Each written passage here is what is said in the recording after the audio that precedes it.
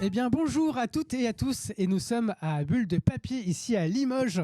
C'est bien ça, Bulle de Papier Oui. Moi, je me suis dit, Ça, attends, tu peux pas est-ce que... demander en off, Non, mais c'est 30 clair. secondes. Non, mais je vais le donner en live, c'est bon.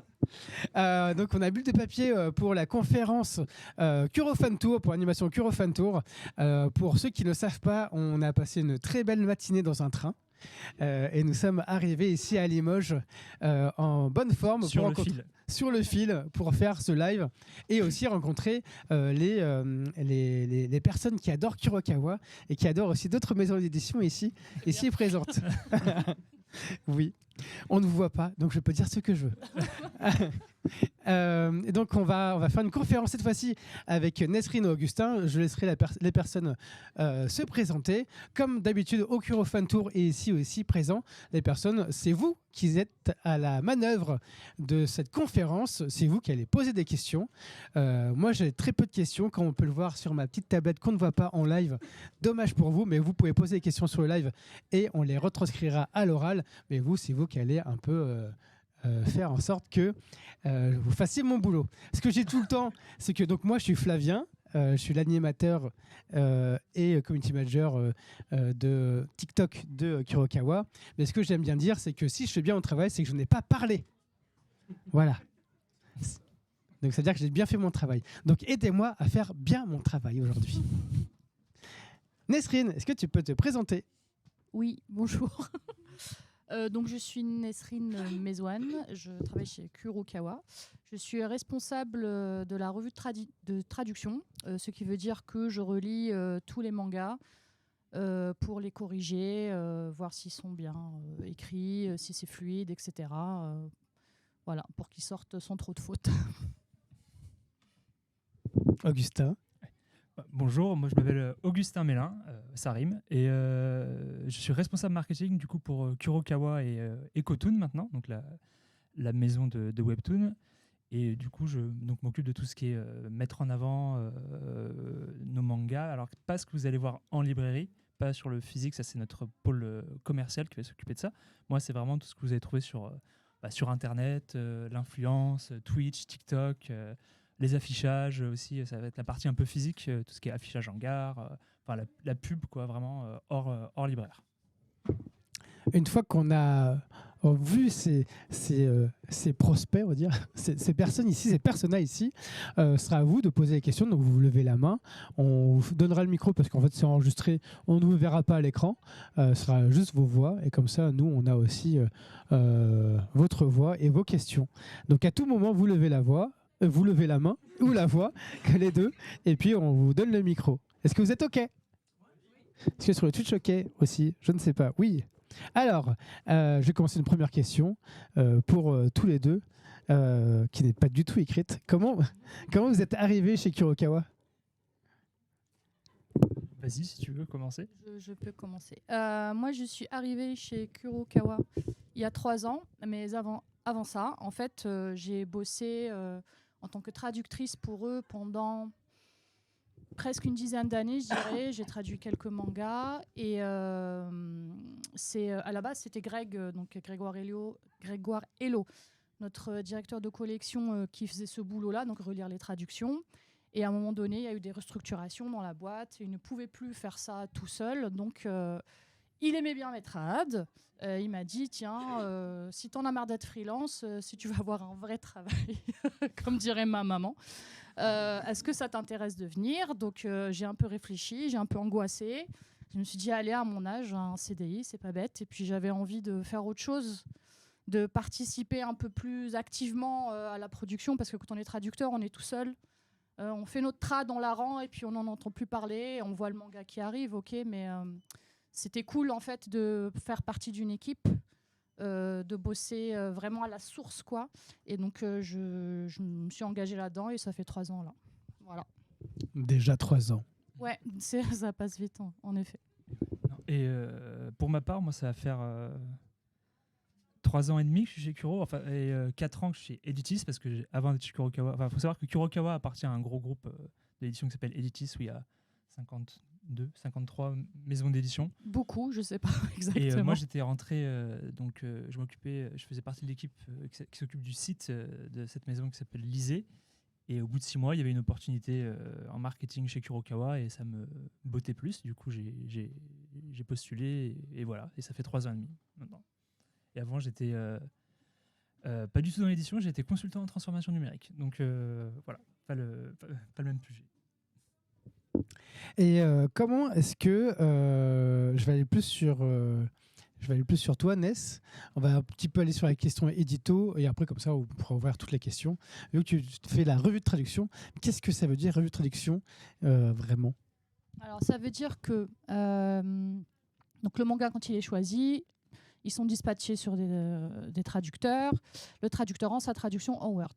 Cette traduction ensuite est envoyée chez le lettreur qui va maqueter le manga. Et moi, je l'ai comme ça, directement en fait. Et donc, je dois lire. Donc, je lis sur des PDF. Je lis et je vois si... Enfin, je suis pas là pour juger le travail des traducteurs.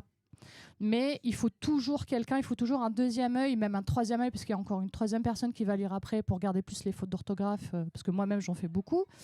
Et pour voir en fait si tout est bien, tout est fluide, s'il n'y a pas de lourdeur, s'il n'y a pas d'incohérence, s'il n'y a pas de contresens, parce que le japonais c'est quand même une langue assez compliquée et très vague. Et parfois, quand on a le nez dedans, quand on a bossé toute la semaine sur sa traduction, on peut laisser des choses, on peut laisser des erreurs. Et aussi, s'il y a par exemple une phrase qui me paraît vraiment étrange, je vais aller vérifier dans la VO pour voir si c'est vraiment ce qui est dit en VO ou pas. Et je corrige tout ça, je lisse un peu, je réécris un petit peu. Donc ça demande plus ou moins beaucoup de boulot, selon la difficulté du manga, selon le traducteur, selon le style de la personne. Voilà, et ça c'est mon boulot principal. Ensuite j'ai d'autres petites missions comme la prospection, je fais des petites trades pour Gus notamment. Quand il y a récemment on fait des trailers, donc des fois je peux dire ça ouais. Ouais, J'espère. je sais pas. Les trailers, quand ils sont en japonais, il faut les sous-titrer ou les doubler. Si on et récupère, parce que d'habitude on fait nos trailers. Ouais, on les fait et nous-mêmes. parfois on récupère en fonction de l'éditeur japonais. S'il y a des trailers qui sont intéressants au niveau de l'animation, on va les récupérer. Donc après, Ness me traduit. Voilà, si j'arrive à comprendre ce qu'ils disent.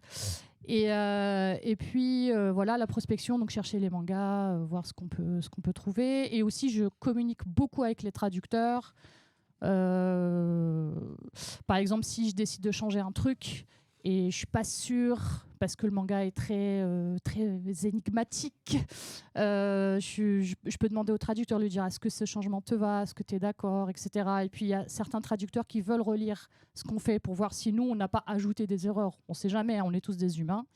Et donc je reçois leur retour et je vois avec eux est-ce que je garde leurs propositions ou pas. Je discute pas mal avec les traducteurs comme ça. Et aussi dans un truc un peu plus terre à terre, quand on a des nouveaux traducteurs qui postulent, c'est moi qui leur envoie un test, qui vérifie si c'est bon et qui, entre guillemets, décide, pas toute seule, mais décide de les engager, en gros, pour qu'ils fassent partie de l'équipe Kuro ou pas, quoi. Voilà. Je regarde s'il y a des questions. Vous pouvez toujours lever la main à n'importe quel moment pour que je ne fasse pas, pour que je fasse bien mon boulot. C'est ce qu'on a oublié. Pensez à Flavien. Voilà, pensez à moi. D'ailleurs, tu parlais de traducteurs, mais est-ce que tu les choisis? Comment est-ce que les gens viennent à toi? Les gens, ils envoient un CV la plupart du temps. Et il y a beaucoup aussi de gens qui viennent nous voir sur les salons, par exemple, qui viennent toujours avec un CV. Oui, je voudrais faire de la traduction, ou je suis un tel, machin. Donc, je prends tout ça. Il faut savoir que Kurokawa existe depuis 20 ans, donc on a une grosse équipe quand même de traducteurs, on a des nouveaux, mais on a des personnes qui sont là depuis le début. Donc il faut qu'il y ait du travail pour les nouveaux. Donc si on a une nouvelle série qui arrive par exemple en cours d'année, parce que le planning il se fait l'été, pour toute l'année en fait. Donc si on a une nouvelle série qui sort comme ça, on peut peut-être chercher une nouvelle personne. Si notre production augmente et donc on n'a pas assez de traducteurs ou nos traducteurs qui bossent, les traducteurs sont freelance, donc ils bossent pour plusieurs éditeurs. Si nos traducteurs... C'est comme ça, hein. Il faut gagner sa vie, mon gars. Et s'ils n'ont pas le temps, s'ils ont trop de travail, on cherche effectivement des nouvelles personnes. Et donc voilà, je les contacte, je leur envoie quelques pages pour tester, pour voir un peu de quoi ils sont capables et quelles sont leurs affinités. Il faut discuter aussi avec eux. Est-ce que tu aimes plutôt le shoujo, tu aimes plutôt le shonen, tu es plutôt bagarre, tu vois, t'es plutôt histoire d'amour ou trucs bizarres, parce que j'ai Kurona quelques trucs tordus. Et en fait, c'est une relation qui se crée comme ça. Et puis les personnes qui sont là depuis quelques temps, on voit quels sont leurs feelings en fait. On a des traducteurs qui sont très bons, mais tu leur donnes un manga et tu sens que ça leur a plu. Là, ils ont kiffé bosser dessus et la prochaine fois, tu dis je donnerai le même genre de truc, tu vois. Et au bout d'un moment, tu sais, quand un manga arrive, tu sais, lui, je suis sûre qu'il sera que plus pour lui, plus pour elle, etc. C'est avec le temps, quoi. D'ailleurs, quand un manga est sorti, qu'il soit tordu ou non, comment est-ce que tu fais, toi, Augustin, pour le mettre à diffusion de tout le monde du côté de la pub? Quels sont les outils que tu utilises? Ça dépend du degré de tordu. De tordu aussi. Par exemple, pour un des mangas que tu as beaucoup aimé. On parle duquel? On sait tous de... Non, on sait. Donc toi aussi, tu sais. Ah, mais j'étais pas là quand il a été publié. C'était bien avant moi. Du coup, oui, mais le deuxième. On parle de Partners, c'est ça? Non, si tu le dis. Je sais plus. Non, mais après ça dépend. Après il y en a un autre aussi on l'a pas annoncé encore, donc je ne dirai rien. Mais c'est sûr qu'on a des titres qui sont un peu déconseillés au moins de 16 ans. Faut faire un peu attention le choix aussi des personnes avec qui on va travailler, sur quels canaux on va pouvoir communiquer, parce que techniquement sur Meta et tous ces autres plateformes, on n'a pas le droit de cibler en dessous de 18 ans parce que c'est fait comme ça. On sait très bien qu'on va toucher quand même des mineurs ou des gens qui ne font pas partie de la cible initiale.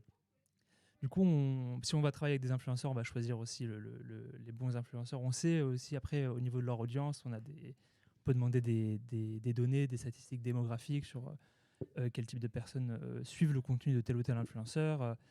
Ça va être, si on veut faire des affichages médias web sur tel ou tel site, on sait que ça va correspondre. Si on veut partir sur un truc dark fantasy, on va partir sur un certain type de site où on sait qu'il y a une certaine cible qui va.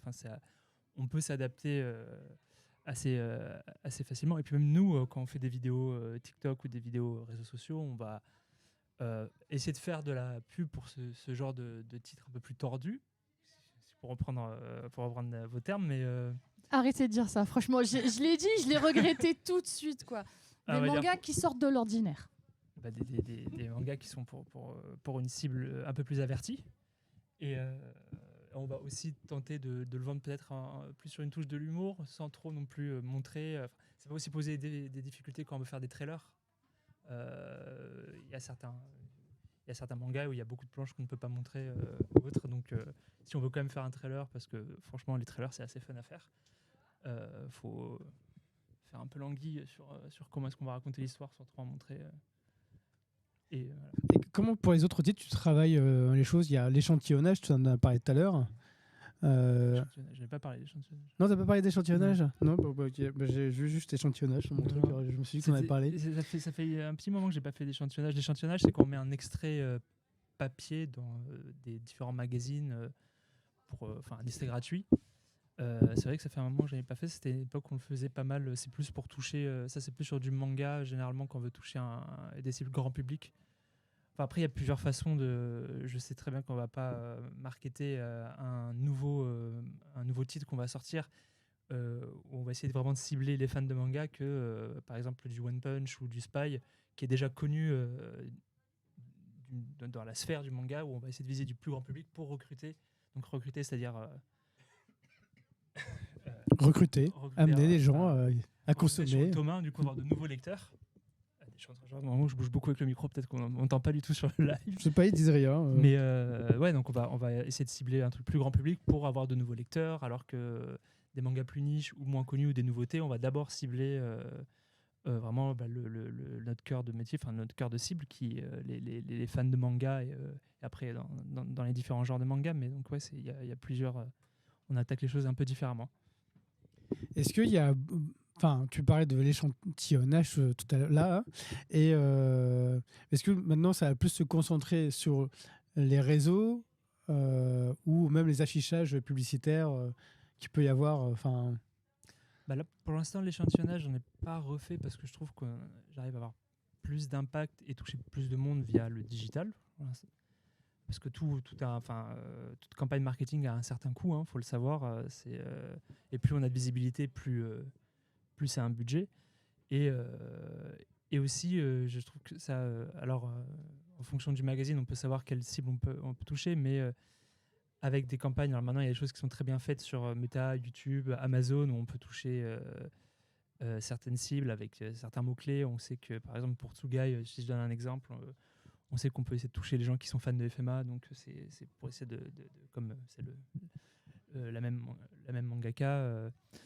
Du coup, là, moi, on travaille beaucoup sur le digital et pas mal d'affichage aussi, donc tout ce qui est gare, métro, l'endroit où il y a du passage, où il y a de la visibilité. Le but, surtout quand il y a des enjeux, c'est de rendre le titre le plus visible possible et de donner le plus envie. On vend, moi, mon métier, c'est un peu d'essayer de vendre du rêve et de donner envie de. C'est ça, donner envie. On est des passionnés, mais on reste aussi une entreprise. Du coup, faut vendre. Je regarde, c'est des questions. Encore une fois. Il n'y a pas de questions bêtes. Dans tous les cas, ces questions bêtes, c'est moi qui les pose. Donc bon. Dans le chat, il y a quelqu'un qui a marqué Aurélien MX qui dit pour le coup, super boulot chez Kurokawa, jamais de faute d'orthographe et des phrases très fluides. Merci beaucoup. Voilà. Pour l'orthographe, il faut remercier Céline et notre chef correctrice et nos correcteurs spécialistes orthotypos. Mais merci beaucoup. Oui, il y a quelqu'un qui s'occupe que de ça, quand même, à relire tous les trucs. Ouais. Après, il y a des petits trucs des fois qui passent à l'as. Toujours. Comme je disais, on est humain, on fait tous des erreurs. Ce n'est que du manga. Voilà. D'ailleurs, en parlant de manga, comment est-ce que tu prospectes les mangas? Alors, il y a deux façons. Quand tu repères une série, yes. En fait, on a 2 fois par an à peu près des rendez-vous, soit à Japan Expo, soit au bureau, les éditeurs japonais qui viennent, et ils viennent avec un catalogue. Ou alors, des fois, ils nous l'envoient juste par mail et ils nous disent ça, c'est ce qui est dispo pour le marché français. Est-ce qu'il y a des trucs qui vous intéressent? On a aussi nous-mêmes accès à des sites et à des plateformes d'éditeurs japonais, donc Shueisha, Kodansha, Kadokawa, etc. On va nous-mêmes donc lire soit les magazines, soit les mangas qui sont déjà sortis. On peut par exemple lire le premier tome et on les lit et on voit s'ils nous plaisent d'abord. Et une fois qu'on a passé cette étape de est-ce qu'ils nous plaisent, faut voir si est-ce que ça plaît, est-ce que ça peut plaire au public français. Parce que c'est pas parce que moi j'adore un manga que les gens vont le lire et l'acheter. Ça, c'est clair. Donc il faut avoir une espèce de vision que j'avoue, je n'ai pas encore complètement parce que ça fait vraiment que, voilà, ça fait que 3 ans que je fais ça. Mais Greg, par exemple, qui fait ça depuis 20 ans, il a un peu le nez où il lit un manga et dit « Ah, ça c'est génial, ça, je suis sûr qu'en France ça va marcher, tel genre de lecteurs vont adorer, il faut absolument qu'on le prenne. » Donc on lit nous toute la semaine quand on a le temps, parce que y a quand même beaucoup de taf. On lit tout ce qui passe entre guillemets ou tout ce qui pourrait attirer notre regard. Moi j'avoue, je suis don't judge a book by its cover, mais moi, quand je vois une belle couverture, je regarde. Quand elle me plaît pas, je regarde pas. Donc j'ai tendance à faire ça. Et donc une fois toutes les 2 semaines, on a une réunion entre certaines personnes de l'édito, donc avec Greg, Adeline, Mathilde, Déborah, bon voilà, je dis des noms, désolé. Donc l'équipe édito et on pitch le manga qui nous a plu et on essaye de convaincre les autres. Et s'ils sont plus ou moins convaincus par notre pitch, ils le lisent. Et 2 semaines après, on en reparle tous et on nous dit si ça plaît, si ça plaît pas, on vote. En gros, c'est un petit peu un système un peu démocratique, on va dire. Et toi, tu participes ou pas à ça, toi? Est-ce que tu Lui fait des recos des fois. Il y a l'édito qui s'occupe de la ligne édito et nous, parfois, on peut...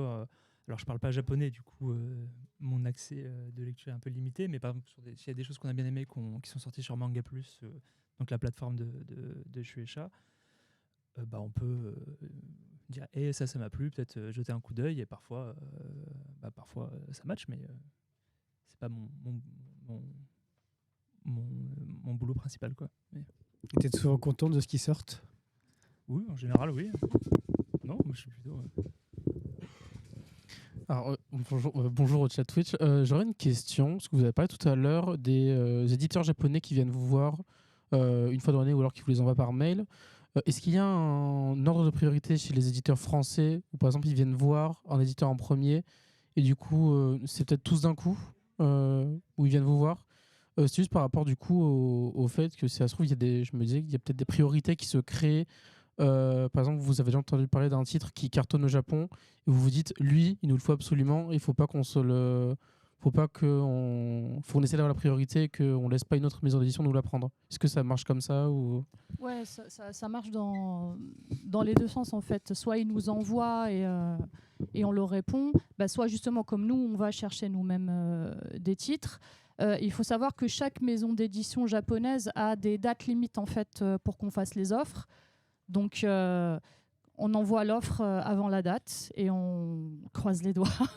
En fait, c'est surtout sur les gros titres, parce parfois il y a des titres qui s'obtiennent plus facilement que d'autres, mais sur les gros enjeux, il y a souvent un appel d'offres en fait parmi les différentes maisons d'édition. Donc c'est les Japonais c'est les ayants droit qui décident à la fin, mais chaque éditeur français va faire sa proposition, une propale édito, du coup, avec un minimum, le fameux MG. Enfin, Greg a fait tout un thread sur Twitter, si vous voulez le lire. On appelle un minimum garanti, oui. Donc, comment se font les achats de droits, justement, sur le manga. Et après, il y a aussi une propale. Et quand ça devient un gros jeu, nous aussi, de notre côté, on envoie une propale marketing sur le plan comment on va le marketer et comment on souhaite vendre et le mettre en avant. Et c'est là où on s'amuse à essayer de mettre des paillettes un peu dans les yeux, et donc après nos ayants droit japonais vont choisir quelle est la meilleure propale pour eux, ou comment c'est pas forcément celle qui donnera qui promettra le plus d'argent ou autre, c'est celle qui leur plaira le plus, et qu'il y a aussi une notion de compréhension du titre qui est importante pour eux. Donc celle qui pense qu'il est la plus adéquate pour ce manga-là, on envoie un petit PowerPoint avec plein d'images. Des idées. Voilà. Ouais. Même si certaines maisons d'édition sont en adéquation avec... ont signé des partenariats commerciaux avec les maisons d'édition japonaises. Il y en a 2-3 qui ont vraiment signé des partenariats avec chacune des maisons d'édition. Pour les gros titres, il peut y avoir un appel d'offres général, et du coup, chacun, même s'ils ont signé un partenariat avec cette maison d'édition-là, chaque éditeur peut aussi tenter sa chance, et des fois il y a des surprises aussi qui se passent, et c'est pas forcément la maison d'édition qui a signé le contrat avec la maison d'édition à laquelle il travaille tout le temps, et c'est une maison d'édition qui remportait le contrat, et c'est bien aussi, ça permet aussi de redistribuer les cartes pour tout le monde. Après, généralement ils essayent quand même sur les gros titres de répartir assez équitablement entre les différentes maisons, et puis après c'est pas parce qu'un titre marche très bien au Japon qu'il marchera en France, de toute façon. Donc, hélas, oui. Parce que le public français est différent Gintama, ouais, c'est vrai, Gintama, c'est... Mais c'est vrai. c'est un manga compliqué. Ouais. C'est un manga compliqué à traduire, l'humour est très particulier, c'est très ancré dans la culture japonaise, et il faut adapter, et ça fonctionne pas forcément. Ouais. Ça, c'est le problème des mangas très, très, très japonais, surtout en humour. C'est vraiment difficile, ouais. C'est pour ça que le titre le plus long au Japon sur le policier qui reste... Conan. Non, Koshikame. Non, Koshikame. Le policier de proximité ne sera jamais publié ici. Qui ne sera jamais publié. C'est un Mawari-san. Ouais, c'est ça. Ouais. Ok. Et du coup, il ne sera jamais publié ici parce qu'en fait, c'est trop ancré dans la culture japonaise. Et il y a plus de 100 tomes. Et ça, ici, 192. Et c'est impossible qu'il soit publié ici. Personne ne comprendrait. C'est pas possible.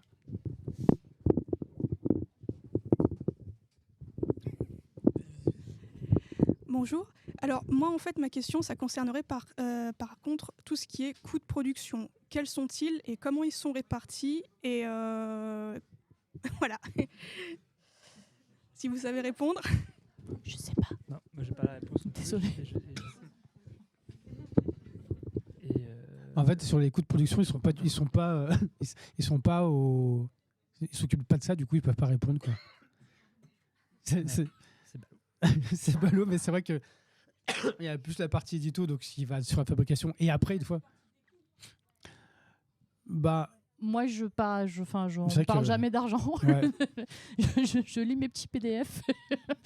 Désolée. Sur ça, ils pourront pas te répondre. Même moi, je pourrais même pas te répondre vu que je suis externe à la boîte. Du coup, je peux même pas te répondre au coût de production. Je sais absolument pas. On parle du coup de production sur un manga ou sur. Tu parles d'un coût de production sur un manga ou sur. Ça dépend. Après, c'est assez différent en fonction du format, d'autres. Enfin, Il y a tellement de je suis même pas paramètres. sûr qu'on ait le droit d'être. Ouais, je suis pas- de tout donner là-dessus. J'ai pas la réponse et puis de toute façon, j'ai pas la réponse en vrai. Ah, mais non. Non, mais c'est vrai. Il y a beaucoup trop de paramètres. Non, mais après, je pense que ce serait plus au niveau du commercial justement pour tout ce qui est impression et tout. Donc, qui Oui, pourrait mais ça répondre à dépend. Ça dépend de beaucoup de choses. Il y a pas un coût de production Moi, je classique, m'occupe quoi. de l'après. Ouais. Donc il y a beaucoup trop de paramètres. Mhm. De la propale qui est faite, il y a beaucoup trop de trucs, quoi. Bah, désolé. Ouais. Alors, Pour l'instant, donc là, j'ai même pas d'ordre de grandeur. Je connais même pas les chiffres. Je suis vraiment nul en chiffres, moi. J'ai jamais vu un CEP de ma vie. Je peux pas vous dire. C'est quoi un Désolée. CEP? Un truc où tu mets des chiffres. Et Tu ça sais, te tu sort vois, des je sais chiffres. même pas ce que ça veut dire un CEP. Je sais même pas ce que ça veut dire un CEP. Je peux vraiment pas t'aider, quoi. Le Condex. Je sais juste que ça s'appelle. Et voilà.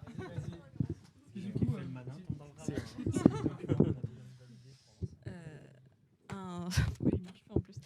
Il marche. Un CEP, c'est un document que tous les éditeurs remplissent avec toutes les informations. Donc, combien va lui coûter la traduction, combien va lui coûter le lettrage, combien va lui coûter la fabrication, l'impression du bouquin. Et en fait, en fonction de ça, l'éditeur peut déterminer son prix de vente aussi. C'est tout un document, que des chiffres. En fait, il fait une moyenne en fonction du tirage aussi, combien il va le tirer. Et voilà. Mais ça, c'est l'éditeur qui a ça. Moi non plus, je vois pas le CEP. Donc, j'aurais pas la réponse sur les coûts de production.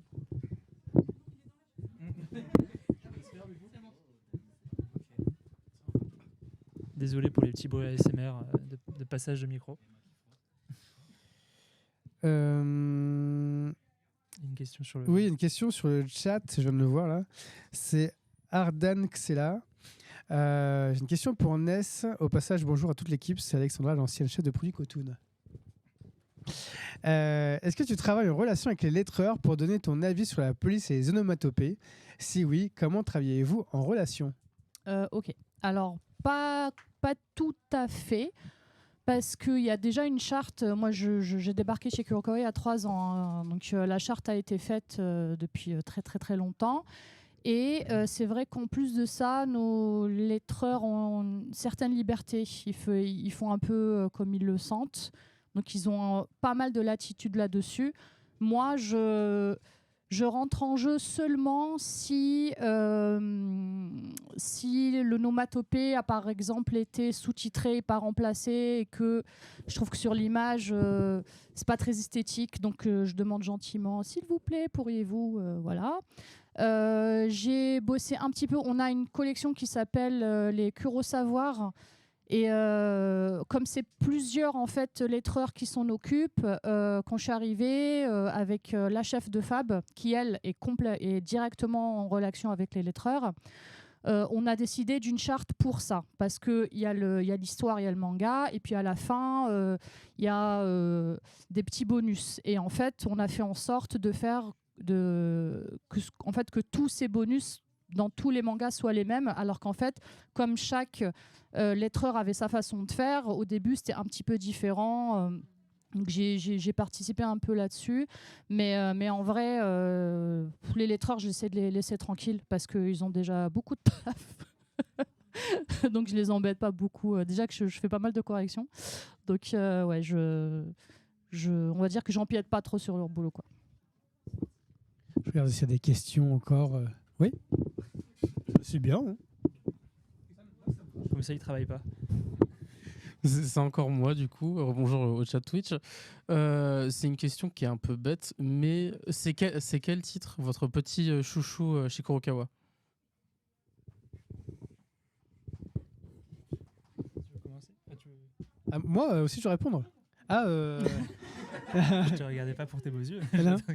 Alors moi, chez Kuro, ouais, non, mais ça, vous voyez, c'est full metal. Hein, en fait, je réfléchissais à un autre, mais bon, full metal, ouais. Mais celui qui m'a vraiment le plus vraiment surpris, c'est vraiment Silver Spoon. Je pensais pas me marrer autant. Sur Silver Spoon, je trouve que Arakawa a été tellement fine dessus que chaque tome a été surprenant du début à la fin sur sa réalisation et sur son dessin et sur son humour. Et je crois que je passe toujours un bon moment sur Silver Spoon. À moi, du coup, c'est un peu compliqué comme question parce que ça change souvent. Mais il y a toujours un qui arrive pour remplacer l'autre. Mais après, c'est pour donner. Moi, il y en a un que j'aime beaucoup, c'est Call of the Night, qui est très. Enfin, je sais pas, je trouve ça très agréable. Alors maintenant, c'est un peu plus punchy là où on en est, mais c'était très mélancolique, nostalgique au début. Et moi, c'était un peu mon titre coup de cœur. Après, il y en a plein d'autres. Hein. Vinland. J'aime bien The Ryland King aussi. Je trouve ça très drôle à lire. Mais, et puis, voilà. À toi. Est-ce que je peux citer plusieurs titres? Je sais très Non, bien. mais en vrai, c'est pas facile. Ça. Je connais le premier déjà. Non, je suis pas sûre. Moi, j'ai une relation très particulière à certains mangas parce que je les ai traduits et je les aime d'amour. Voilà. Je sais pas, parce que quand on traduit un manga, on est avec du début jusqu'à la fin, on est avec toute la journée. Des fois, je me lève la nuit et je fais oh, j'aurais dû mettre cette phrase. Voilà. Donc, j'avoue, Blue Flag m'a fait pleurer quand j'ai bossé dessus. C'est l'amour. Voilà, j'ai une relation très, comment dire, c'est pas intellectuel du tout, hein. C'est vraiment tout dans le cœur, quoi. Il y a un manga que j'ai pas traduit, mais Kemono. J'adore Kemono. J'adore ces ados qui ont des pouvoirs et pour moi c'est mes doudous, c'est mes enfants, voilà. Oshinoko, hein, forcément, pareil parce que je le traduis. Et au début, c'était vraiment difficile et je me demandais, mais waouh, qu'est-ce que je fous sur ce... Pardon, j'ai dit un gros mot. Qu'est-ce que je fais sur ce manga? Il est dur. Et puis plus ça allait, plus je suis tombée amoureuse d'Ai et j'ai des goodies, mais de ouf chez moi. Je n'ai que ça. J'ai une étagère remplie de trucs. Donc c'est vraiment... c'est bizarre de se dire qu'on a à ce point-là un truc sur lequel on bosse. Voilà. C'est plutôt bien. Oui, c'est cool. Ouais. Ça fait un peu, tu vois, centré sur soi-même, mais bon, voilà, c'est comme ça. Mais aussi, hein. D'ailleurs, en parlant d'aimer et trucs, je regarde s'il y a d'autres questions et tout, mais vu qu'il y a plein de fans ici, on les voit ici, on voit sur Twitch et sur les réseaux. Est-ce que c'est compliqué de gérer cette masse de personnes sur les réseaux et comment est-ce qu'on fait? Une question piège, ça c'était marqué sur le document? Oui. Suis le script, Il y a marqué Flavien. comment on gère les réseaux sociaux d'une maison d'édition aussi importante que Kurokawa. Du coup, j'ai un petit peu modifié la question. On gère avec de l'aide, par exemple comme avec toi, et avec les rendez-vous chez le psy réguliers. Non, et aussi je tiens à remercier du coup Flavien qui s'occupe de notre TikTok et Cassie qui est en train de faire la modération sur notre live Twitch, mais qui s'occupe aussi de Instagram, Twitter. Et Dieu sait qu'il faut un peu de mental pour Twitter et Facebook. Et moi, je fais que la partie la plus cool. Hein. Voilà. Et non, mais après, comment on gère? Alors moi, je suis avec mon rôle de responsable marketing, je suis un peu plus, enfin, je vois la chose plus d'une vue plus macro où toi et Cassie sont en plus les mains dans le cambouis directement avec la communauté. Et moi, je suis plus en temps. Alors, n'hésitez pas à me dire si je parle pas assez fort, parce que je sais que j'ai pas la voix qui. Enfin, je peux parler un peu dans ma barbe, mais je suis plus plus sur l'aspect stratégique de ce qu'on va faire sur les réseaux sociaux et autres. Mais après, je trouve que nous, on a plutôt une bonne communauté qui est pas trop compliqué et qui je pense qu'ils sont plutôt, j'espère qu'ils sont plutôt contents avec nous aussi. Donc non, d'après ce qu'on voit en retour, plutôt oui. Mais donc comment est-ce qu'on le gère? Ça se gère à plusieurs. Il faut prévoir. On prévoit nos posts à l'avance. On a des stratégies sur sur les réseaux sociaux. Après tout ça rentre dans le cadre des campagnes médias qu'on fait. Toujours les réseaux sociaux. Les réseaux sociaux sont toujours impliqués dans nos démarches marketing et autres. Donc je n'ai pas du tout répondu à la question. Non, mais est-ce que dans les plans de campagne que vous faites, les plans de prospects, est-ce que ça rentre aussi dedans? Les réseaux sociaux, les Bien chiffres sûr. des réseaux sociaux rentrent dedans aussi, quoi. Aujourd'hui, c'est un outil. Alors, on peut, avec ce qui se passe dernièrement sur les différentes plateformes et sur comment dire, la tournure. L'avenir est un peu incertain sur certains sujets au niveau des réseaux sociaux. Mais ça reste ça nous offre une visibilité commerciale qui est non négligeable. Et aujourd'hui, je sais pas, tout le monde est sur une plateforme aujourd'hui encore, donc alors ça a ses défauts, mais ça nous a permis de nous connecter, de se retrouver sur différentes communautés. Tout ça c'est d'un point de vue pour une maison d'édition et pour trouver ses fans ou des personnes qui aiment les mêmes choses, c'est quand même quelque chose qui est très pratique et assez fédérateur là-dessus, quoi. Ça répond, c'est bon. Vous voyez, de toute façon, notre but est de devenir numéro 1. Tout à fait. Esprit shonen. Esprit shonen, voilà.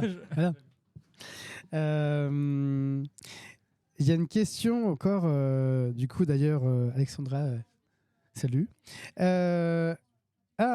Donc il y a 2 questions. Je regarde s'il y a des questions aussi. S'il y a des questions ici, je les prends aussi. Préparation de questions, très bien. Est-ce que vous vous souvenez de quel titre vous avez fait découvrir Kurokawa? Cette question. Moi, je crois que c'était Kimi Wapet. C'était longtemps. Ouais. et ben moi, c'est pareil. C'est Kimi Wapet aussi, ouais, qui m'a fait découvrir Kurokawa il y a presque 20 ans. Ah ouais. Ouais, on est vieux, nous, dans le milieu, là. Moi, j'avais déjà répondu à cette question en vidéo. Oui, t'avais répondu. Bah, vas-y. Moi, je crois que le premier titre que j'ai vu, c'était Nozokiana. Donc voilà, chez Kuro. Vous voyez qu'on ne pitch aucun des mangas. On drop name juste des noms et vous irez voir les trucs. Voilà, et vous jugerez nos personnalités en fonction. Vous notez bien, notez bien les noms et vous irez voir. Comme ça, on drop. Je sais pas pourquoi je me fais ça à chaque fois. Mais oui. Et il y a une deuxième question. Vous avez mentionné Kurosawa. Du coup, comment est-ce que vous est venue l'idée de créer cette collection? Alors, on n'était pas là, nous. Mais, Eh bien voilà, je suis désolée. Ouais. Encore une colle. Je n'étais pas là. On n'était pas là, mais on n'était pas là. Ouais. Ce serait... Mais connaissant Grégoire et Adeline, ils avaient, je pense, voulu se démarquer encore une fois. Et, on essaye toujours de faire des trucs différents pour que les gens ne s'ennuient pas. Des mangas... plus ou moins éducatif, on peut dire que les Kurosawa, c'est un peu ça. Ça leur paraissait être une bonne idée. Je pense que c'était vraiment ça, et d'abord vouloir faire autre chose. Voilà. D'ailleurs, est-ce qu'il y a une sorte de ligne éditoriale chez Kuro? Pas par rapport au Kurosawa, en général. Justement, des trucs un peu différents, des trucs qui sortent de l'ordinaire, des trucs un peu tordus. Faut pas l'utiliser si tu sais pas quoi utiliser. Par exemple, One Punch Man, c'était quand même un shonen qui sortait complètement de l'ordinaire, quoi. Ouais. Le mec qui débarque et qui défonce tout le monde avec un seul coup. Mais ça allait complètement à l'encontre de ce qu'on avait vu dans les shonen avant. Donc je pense qu'il y a ça. On essaye. Après, je pense que c'est pas évident non plus, parce que le marché japonais étant ce qu'il est, il y a beaucoup de choses qui se ressemblent et c'était peut-être une envie de se démarquer, donc une collection un peu marrante, un peu différente. Il y a One Punch, Oshinoko aussi, au début. Oui, c'est vrai que c'était compliqué. Mais le nombre de fois, alors moi j'arrive avec mes gros sabots. Quoi, tu connais pas Oshinoko? C'est génial. Attends, je te raconte. Mais alors, t'arrêtes pas au pitch, t'arrêtes pas. Lis après le premier tome. Sois traumatisé et lis. Ouais. Ce qu'il faut savoir, c'est que Kurokawa ne fait pas de création. C'est vraiment de l'achat de licence et après qu'on va retravailler derrière et tout, quoi. Donc il n'y a pas de création. Il y a eu une tentative qui a été avortée très vite, mais Ne parlons pas. ne parlons de pas ça. de. Mais voilà, en tout cas, zéro création. De toute façon, il n'y a pas le temps et d'argent dessus, quoi. Donc ça va éluder plein de questions, mais voilà, il n'y a vraiment pas de création. Il y a une question, c'est y a-t-il d'autres Kurosawa prévus cette année? Beaucoup de questions sur les Kurosawa. Oui, il y en a un. Mais on va pas dire C'est lequel, mais On oui. n'a pas annoncé Oui. encore, donc mais il y en aura un. Voilà. Et je pense qu'il sera sympa. Une demi-exclue. Est-ce qu'il y a des questions derrière? Sinon, j'en ai d'autres aussi. Hein. T'en as une? Il n'y a pas de questions bêtes. T'as vu, moi, j'ai posé que des questions bêtes. J'ai l'infection un peu bête, mais déjà je me dis Oshinoko, ça doit être vachement compliqué à pitcher sans spoiler. Parce que rien que le premier volume, c'est compliqué. Oui, alors il faut pas spoiler la fin, Ouais. Ok. On est obligé de spoiler le mais début, on quoi. spoil un peu le début. Genre le premier chapitre. La Ouais. réincarnation. Pour que les gens, ça les accroche, pour qu'ils se disent « Oh, c'est intriguant, je veux voir là, de quoi ça parle. » Voilà. Parce que si tu t'arrêtes au pitch que c'est un obstétricien qui est fan d'une idole de 16 ans, enfin un obstétricien de 33 ans qui est fan d'une idole de 16 ans, C'est un peu compliqué. cringe. Ouais. Donc on est obligé d'aller un peu plus loin quand même. Et du coup, j'ai une deuxième question. Bon, c'est plutôt parce que ma partenaire n'ose pas la poser. C'est du coup plutôt pour le côté com, parce que j'ai l'impression qu'il y a beaucoup de parcours différents pour finalement arriver à faire de la com pour une maison d'édition. Parce que vous nous l'avez dit, il y a autant les réseaux sociaux que la création du coup de bandes annonces, que du coup les vidéos sur TikTok, etc. Est-ce qu'il faut faire des études précises ou vraiment il y a tous les parcours différents qui peuvent se retrouver là? Après savoir, parce qu'il y a aussi, on a aussi une responsable communication, donc qui fait autre chose, qui va vraiment être par rapport à la relation presse. Donc oui, ça, relation presse et la relation, enfin ce qui peut avoir parfois ce qu'on appelle les services presse. Donc où elle va envoyer à des journalistes ou à certains influenceurs ou créateurs de contenu des tomes. C'est une relation, qui se fait, on leur envoie pour avoir leur avis et qu'ils en parlent aussi de leur côté. Et alors je ne sais pas qui, donc c'est Laure Peduzzi qui s'occupe de ça chez nous. Mais après oui, je ne sais pas quelles sont les études de Laure, mais après moi sur un parcours marketing pur, moi j'ai fait une école de commerce, donc classique, spécialisée en digital business. Ça veut tout et rien dire pour le coup, mais c'est ouais. Après, je pense surtout pour bosser dans le manga, c'est d'abord un métier de passion. Faut aimer le produit qu'on vend, parce que on est obligé d'en parler. Si on n'aime pas ce qu'on vend, c'est un peu compliqué de le vendre bien de base. Donc moi je viens pas du tout j'ai pas du tout travaillé dans cette industrie ou autre avant, et puis pour l'instant ça se passe plutôt bien. Donc voilà. Mais après oui, il y a plusieurs parcours. Il suffit de voir. On a plusieurs parcours atypiques dans la boîte. J'ai Greg le premier, il s'est fait recruter dans un album. Donc je crois que c'est ça l'histoire. Dans un magasin album. Hein. Oui, dans un magasin, oui. Mais... Pas dans un livre. Pas dans un livre. Sinon, c'est compliqué. Ouais, tiens. Et non, il y a plusieurs. Après, les réseaux sociaux, ça c'est en fonction de les capacités de chacun. Il y a des codes à connaître, mais après, il y a des gens qui sont très doués là-dedans sur les différents codes à accepter, suivre les différentes trends. Donc c'est vrai qu'il n'y a pas de. Je pense qu'il n'y a pas un parcours vraiment. Gravé dans le marbre pour se retrouver à travailler dans le marketing ou la communication. À côté de toi, il y a un alternant, Amine, qui fait des études de... Alors, bonjour tout le monde. Alors moi, en effet, je suis pareil, école de commerce. Et on va dire que moi, c'est plus marketing et aussi de la communication. Et en fait, c'est un peu ça qui te forge pour pouvoir un peu maîtriser, comme il disait Auguste, les codes nécessaires pour pouvoir vendre le produit et aussi être à l'aise avec le métier en question. Mais c'est pas vraiment nécessaire de faire, je parle vraiment pour le côté manga, maison d'édition, etc. D'être dans une école de commerce, on peut aussi passer par la fac, mais ce sera plus pour le côté édito. Voilà. Après, il y a aussi oui, il y a Clara donc, qui est derrière, qui est notre autre alternante. Non, c'est juste les parcours, voilà, qui travaille en marketing avec moi et qui fait un master en commercialisation du livre. Tiens, t'as le micro. Attention, on passe devant la caméra. Waouh! Je me décale. Bonjour, bonjour. C'est le parcours professionnel du coup, c'est ça? Non, ça va discuter juste du parcours pour arriver en marketing communication. Moi, j'ai fait un DUT métier du livre à Paris, donc ça n'existe plus.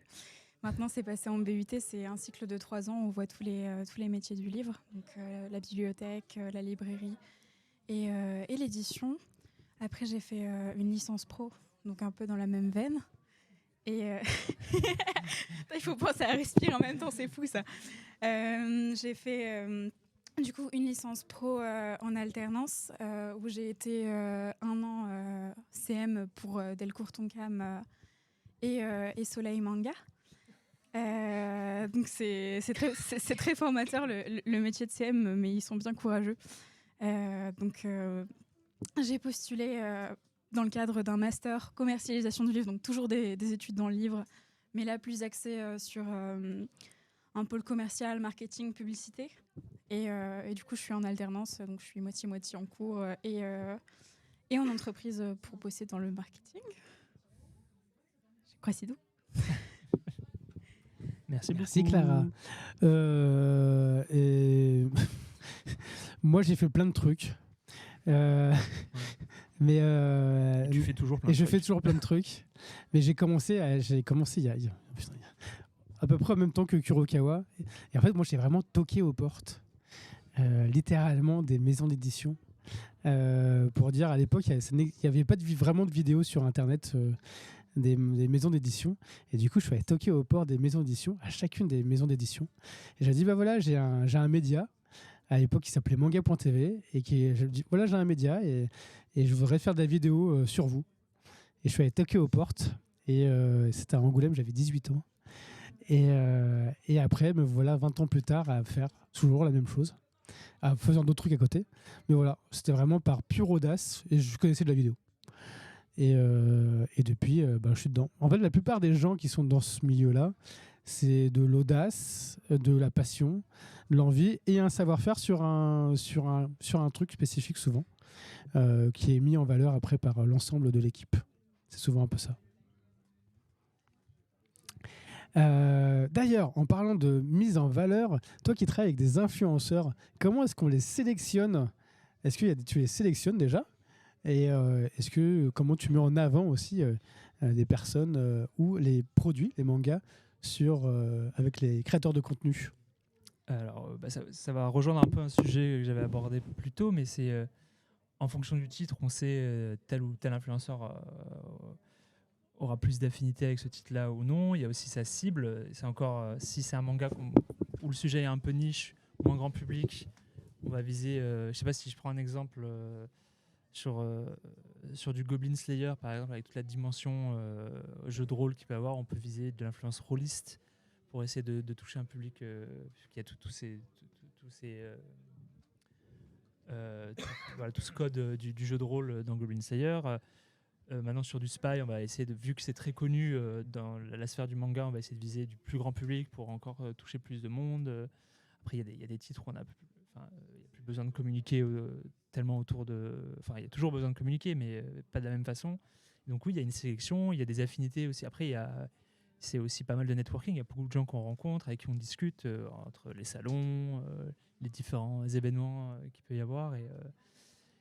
Et après aussi, ça va se faire si. De toute façon, il y a beaucoup de tests. Il y a un créateur de contenu avec qui va nous intéresser. On va essayer de faire une vidéo avec cette personne.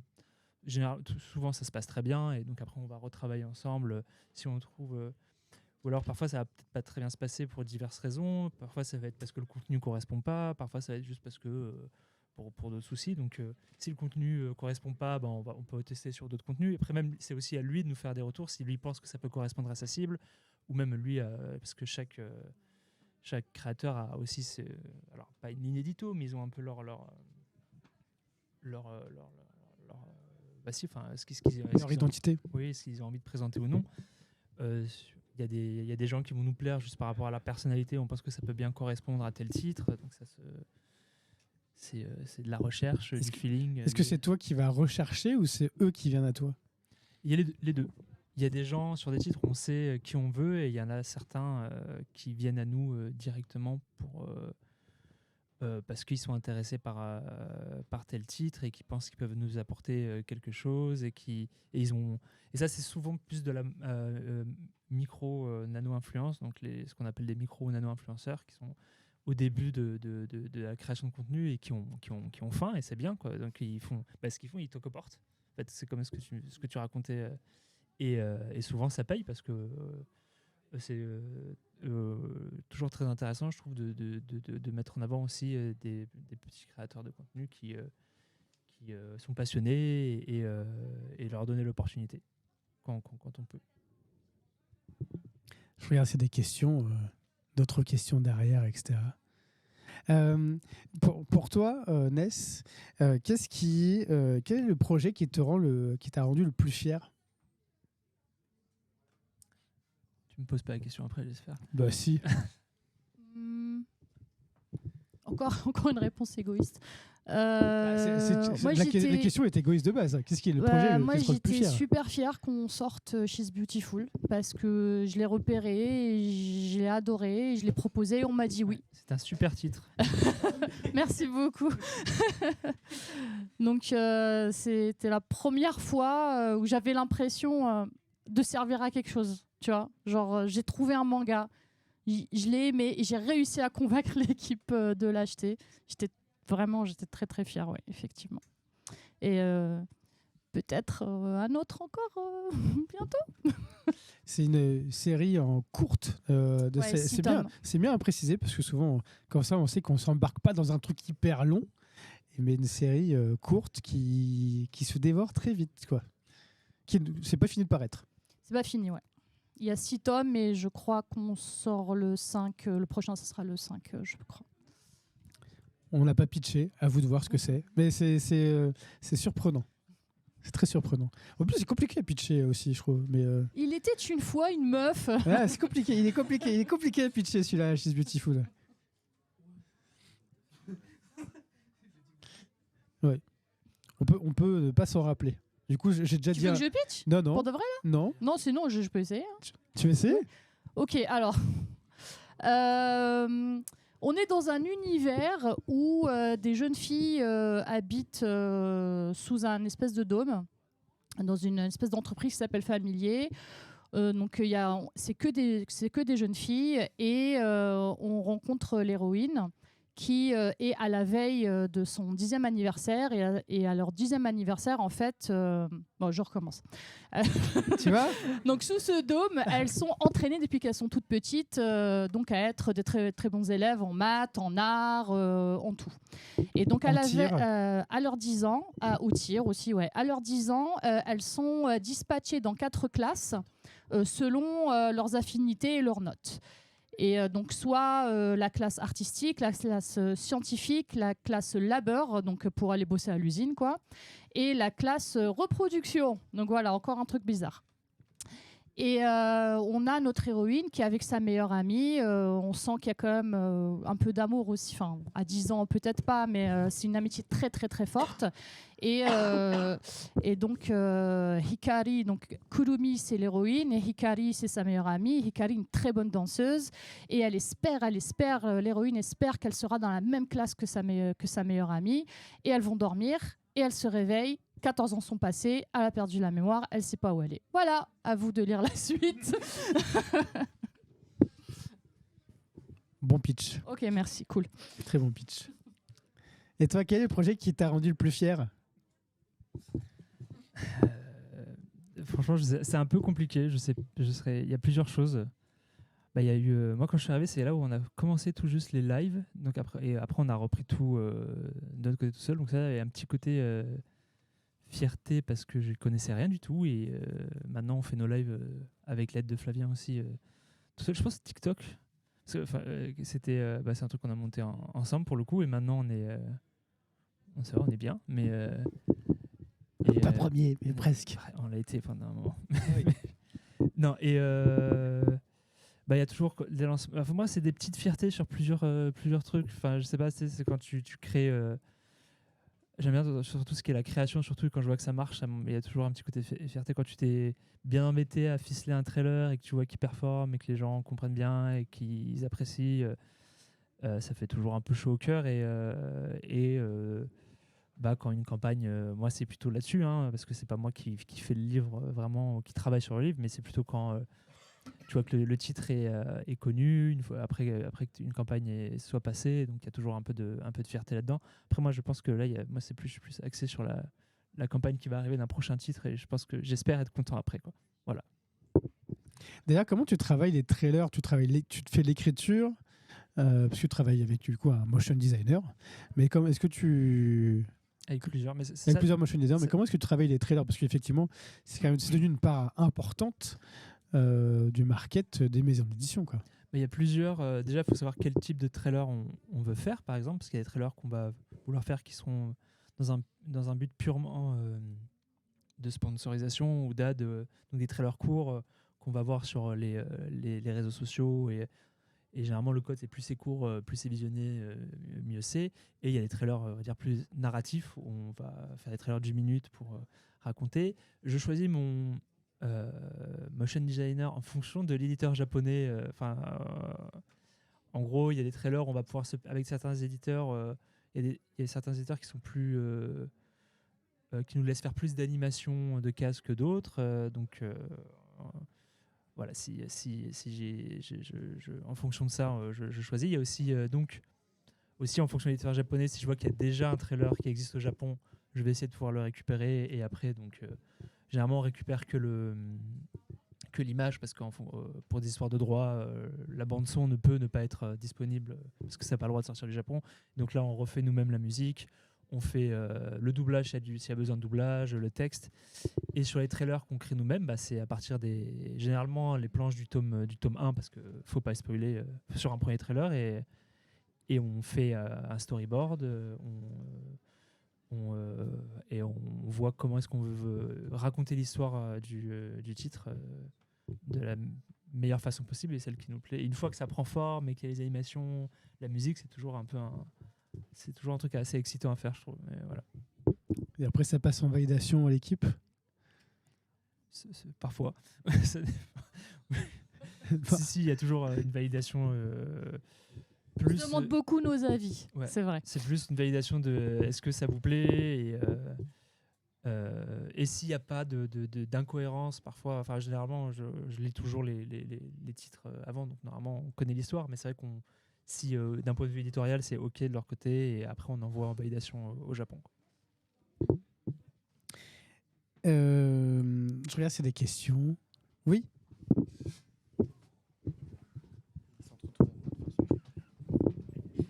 Alors, c'est encore moi. Moi, j'ai une question par rapport justement à tout ce qui est publicité.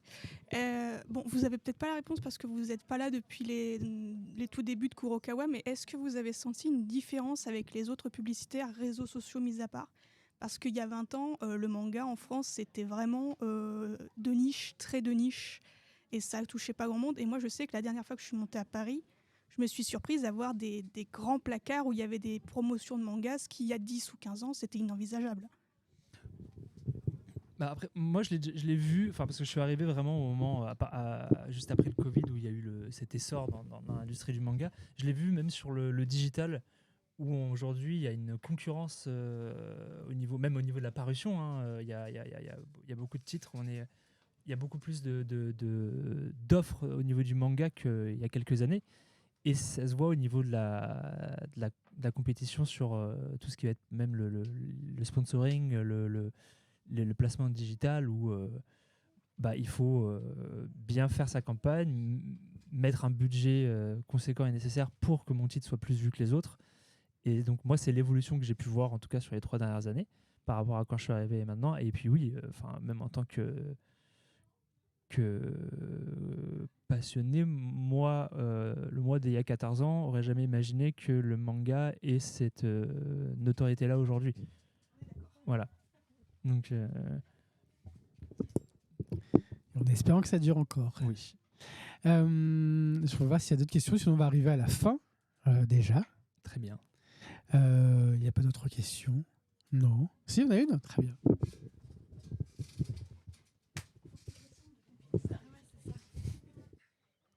Bonjour.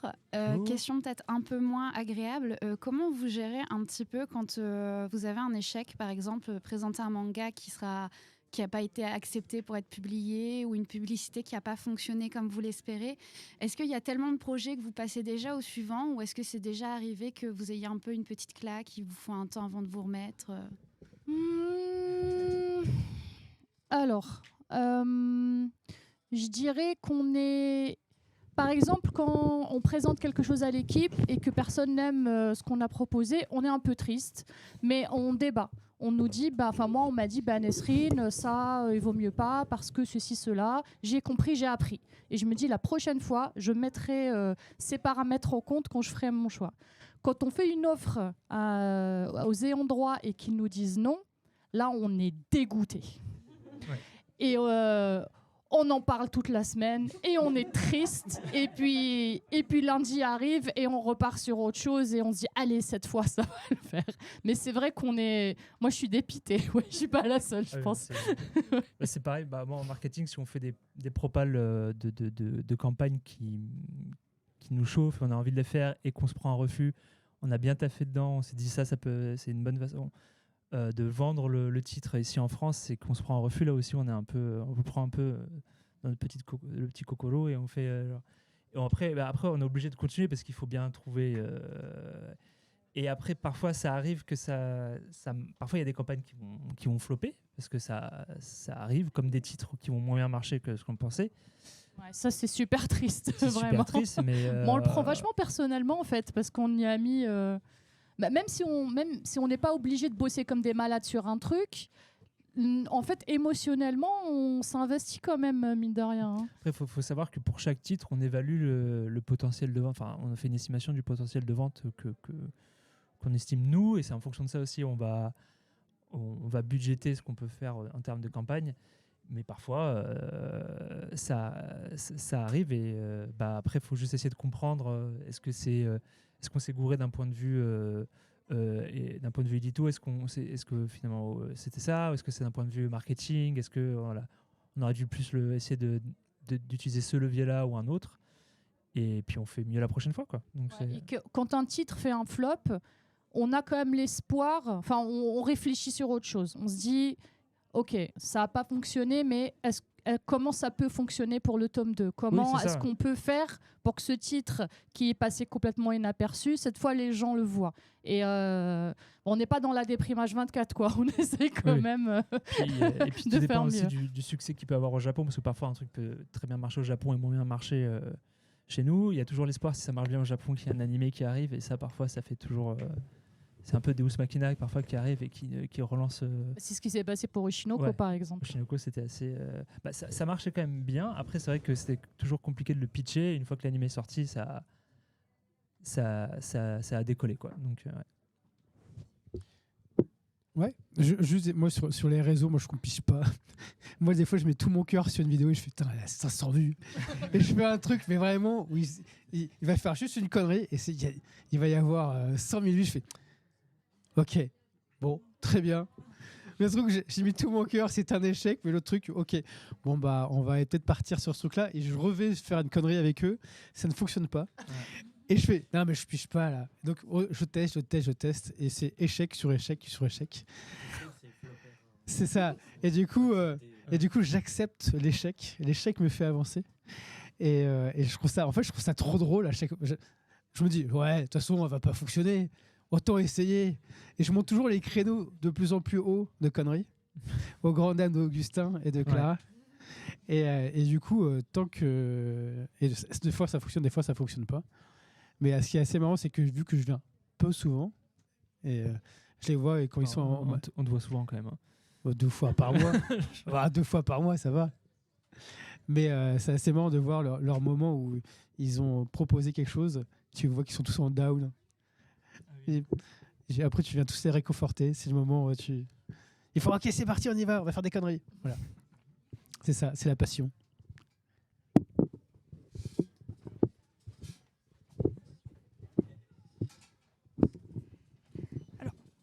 une question par rapport au titre, justement, pour venir à ce qu'on disait tout à l'heure, qui marche vraiment pas, même quand vous essayez de trouver des solutions. J'ai un exemple concret en tête parce que je le suis et j'aime beaucoup la série, mais je sais qu'elle cartonne pas des masses en France. C'est Les Héros de la Galaxie, que j'adore. Que j'adore vraiment. Oui. Mais je sais que c'est compliqué. Est-ce que Kurokawa a une politique dans laquelle il est possible que des séries comme ça s'arrêtent en cours de production ou pas ? On n'arrête pas. On n'arrête pas, nous. Non. Vous allez voir ce qui va arriver à Yang. C'est un très bon titre, hein, Les Héros de la Galaxie, soap opéra. Ouais. C'est Star Wars qui rencontre Game of Thrones un petit peu. Donc, Ouais. Il y a beaucoup de bagarres quand même. Hein. Enfin, de bagarres dans l'espace, mais beaucoup de polygones. il y a beaucoup. Oui. Il y a un très bon traducteur aussi qui bosse dessus. J'avoue, il sort des petits trucs assez rigolos de temps en temps. Ouais. Alors, c'est encore une question à base de com, et du coup là c'est plus par rapport aux offres qui sont faites quand un manga sort. Par exemple, je sais que l'été, il y a 2-3 ans, on a vu des gourdes Spikes Family. Moi, j'ai une offre en tête. Quand Partners 2.0 est sorti, le préservatif, qui, où, pourquoi, comment? J'ai trop de questions, parce que ça m'est revenu en tête pendant qu'on en... Il est pendant pas que là. vous, Il est pas là. vous aviez ça. Ça, c'est le commercial. Donc, Non, c'est Paul. c'est très osé, mais... Mais c'était l'idée parfaite. C'était très bien. Bah, de toute façon, on cherchait, de toute façon, pour un titre qui était un peu loufoque, on cherchait une OP un peu. Et puis en plus, ça permet de faire de la prévention en même temps. Du coup, on était très contents que ça passe, surtout, parce que ça aussi, il faut le faire valider. Et non, on sait que c'était. Je me rappelle qu'il y en avait certains qui les revendaient à 50 balles sur Vinted, quoi. Donc le préservatif Partners. Mais non, c'était une OP dont on était. Paul était très fier, il avait bien raison. Et parce que ça a été en rupture de stock très rapidement. Petit prime à l'achat sympathique, quoi. Je regarde s'il y a d'autres questions. Sinon, on va s'arrêter là pour le moment. Merci à vous. Merci, on peut les applaudir. Merci à vous pour vous applaudir aussi. C'était une discussion avec Nesrine et Augustin sur l'édito et la com. Le marketing, il s'est mis en bug. Ah non, tu regardes la vidéo. Et du coup, sur le Twitch, on vous quitte, mais vous allez rester encore un peu parce que vous avez gagné des trucs. Sur le Twitch, on vous quitte. On se retrouve sur Twitch. Ce sera pas avec moi, mais ce sera avec Soso le jeudi 28. Le vendredi 28 février pour parler de philosophie et manga. Et on est avec, je sais pas si l'annonce est avec Gatsu Sensei, Afro Roshi et Greg qui sera là pour parler de philosophie dans le manga, effectivement. Voilà, du coup ça sera jeudi 28 à 19h30. Vendredi 28. Vendredi 28 février à 19h30. Voilà. Salut.